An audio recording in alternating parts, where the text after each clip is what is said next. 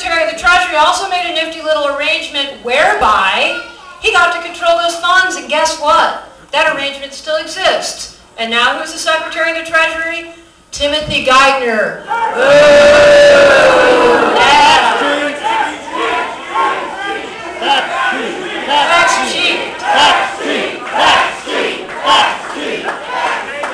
So, we gave them Congress, rushed the bill through on overdrive because Paulson assured us all that the sky was falling, and members of Congress wanted to go on recess to go back and campaign. Remember that?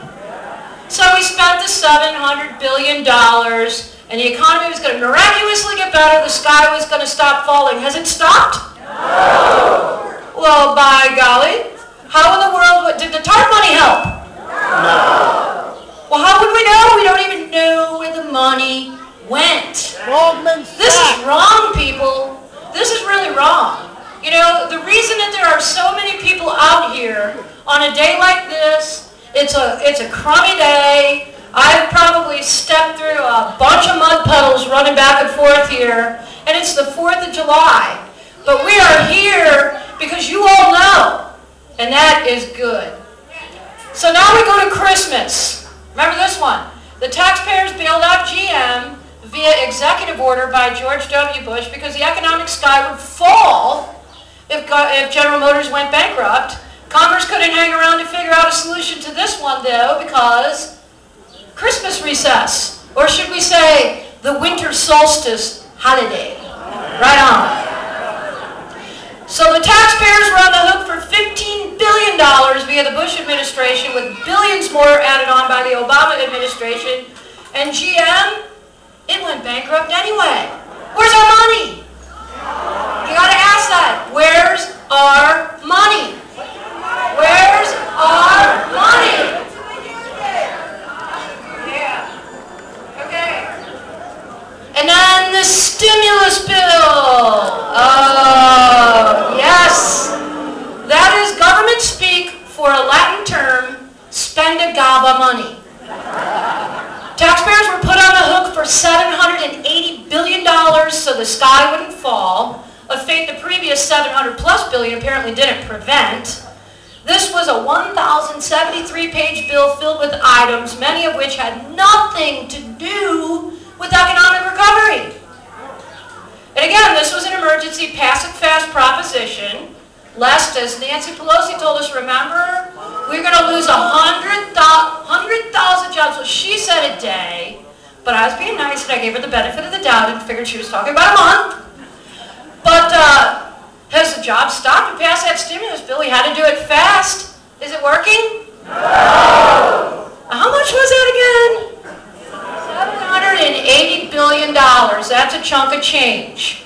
So President Obama had expected a bill on his desk by President's Day, and Congress had to go on recess.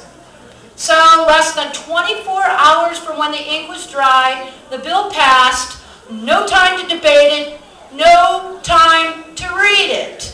So just in case any of our members of Congress or a certain senator from Missouri that seems to go along with all this stuff and needs to know we're out here, let's just ask her, where's our money? Where's our money?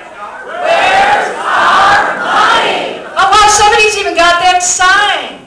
All right. Love you, buddy. Absolutely love you. If it doesn't work, return it for a refund. Exactly. So it passed just in time, but what about those jobs we were losing? Aren't we still losing them? Yeah, where's the money? This past week, the House of Representatives passed a climate and energy bill. The idea was to have clean energy, create green jobs.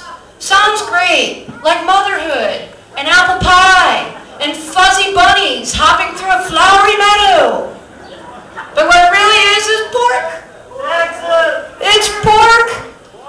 Even though scientists around the world have become increasingly skeptical of the science of global warming politics, which the media doesn't tell you about, Greenpeace, the environmental organization, opted not to support the bill because it felt like it didn't really do much to reduce CO2 emissions anyway. Even though the taxes and increased cost of doing business are the worst possible thing you could do in a recession, the House passed it anyway in a hurry because the president wanted he wanted a passed House bill on his desk by Independence Day. So Nancy's got to do that for her buddy Barack. And Congress had to go on recess. My kids in grade school don't go on as many recesses as Congress does. I would like to make $150,000 a year with that many recesses. Playground fight.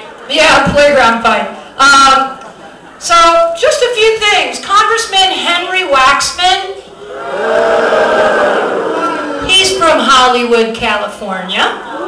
Oh yeah. And they bumped out the guy in charge of the Energy Committee, and he's in charge of it now, and he placed a 300-page amendment into a bill that was already 1,100 pages long. He dumped that amendment in the bill in the morning. 309. Yeah. And then they passed it that day. You know, my question is, if these guys are having so many recesses, can they possibly read that fast?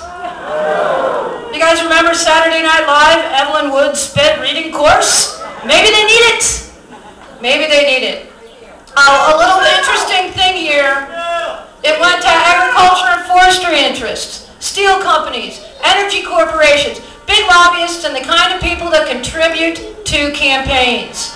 But the prize winner of pork, okay, here comes the train. Trains are going to be a challenge. Hey!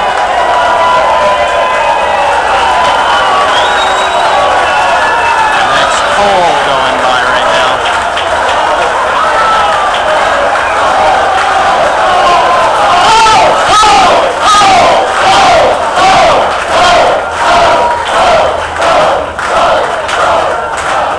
There are literally dozens of these trains, by the way, that pass through this city en route to the Lavity plant. Yeah. Oh. So the biggest pork winner, Congressman Bobby Rush. Do we remember Bobby Rush?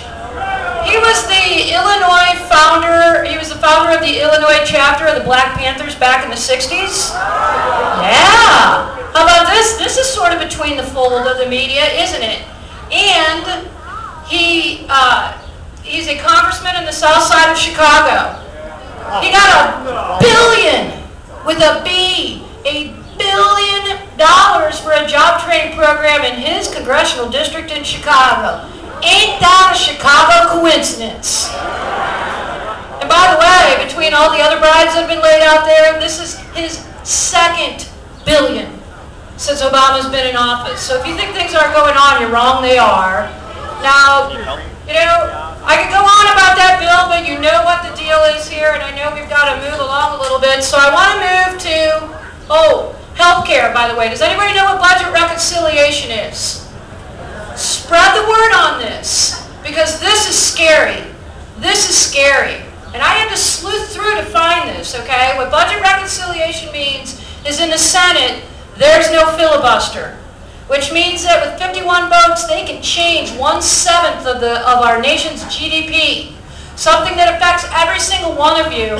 And the other little known aspect of budget reconciliation is that they can limit debate to 20 hours. Could you come up with that? I mean, can you figure out where to go to vacation on 20 hours? They want to change it. You know why? Because they already know what they're doing. The fix is in. So everybody here needs to take that message on. So we're going to do a little audience participation now before I hand over to our next speaker. Do you believe? I want you to answer, okay? And I want you to answer really loud because we want these people in Congress to hear us. Are you ready? Yeah! Oh, come on. You're in Washington, Missouri, man. We aim to win. Are you ready? Yeah! Much better. Okay, do you believe the government can spend its way into prosperity? No! Do you believe in an era of trillion-dollar-plus deficits, the budget can be balanced by taxing only those making $250,000 a year? No!